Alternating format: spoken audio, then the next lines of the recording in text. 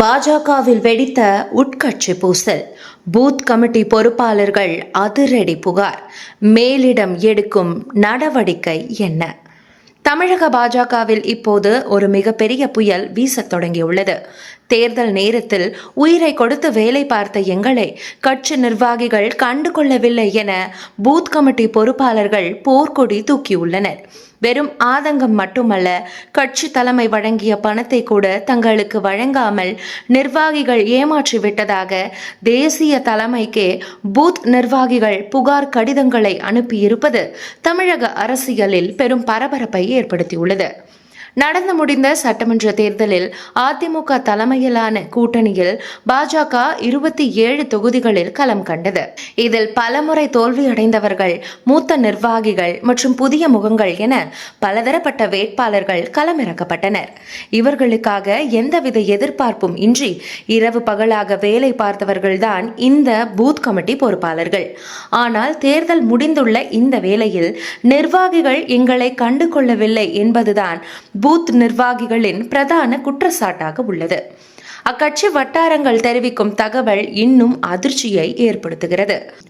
ஒவ்வொரு தொகுதிக்கும் தேர்தல் செலவுகளுக்காகவும் பூத் கமிட்டி பொறுப்பாளர்களுக்காகவும் சுமார் 20 கோடி ரூபாய் வரை தலைமை வழங்கியுள்ளதாக கூறப்படுகிறது.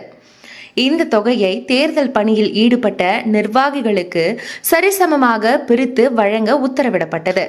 ஆனால் சில தொகுதிகளில் மட்டும் 5,000 ரூபாய் முதல் 10,000 ரூபாய் வரை வழங்கப்பட்ட நிலையில் பல தொகுதிகளில் 1 ரூபாய் கூட வழங்கப்படவில்லை என புலம்புகிறார்கள் பொறுப்பாளர்கள். பணம் வரவில்லை, வந்தவுடன் தருகிறோம் என்று சொல்லி நிர்வாகிகளே அந்த பணத்தை சுருட்டிவிட்டதாக பூத் கமிட்டி உறுப்பினர்கள் குற்றம் சாட்டுகின்றனர்.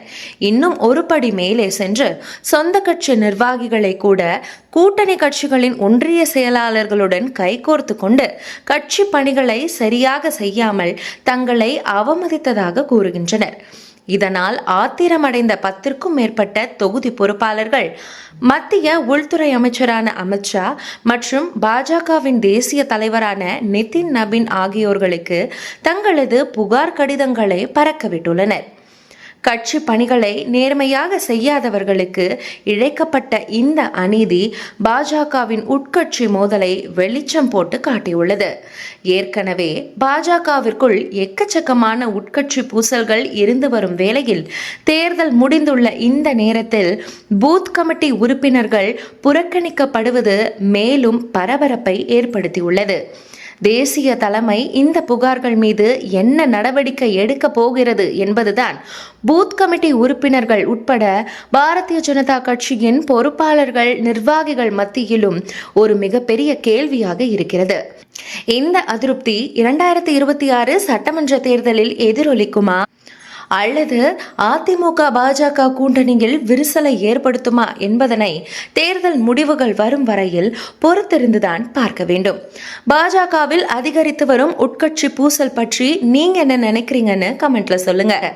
இது போன்ற இன்ட்ரெஸ்டிங்கான பொலிட்டிக்கல் அப்டேட்களை உடனுக்குடன் தெரிந்து கொள்ள ஸ்கிரீன் டிஎன் சேனலை ஃபாலோ பண்ணுங்க.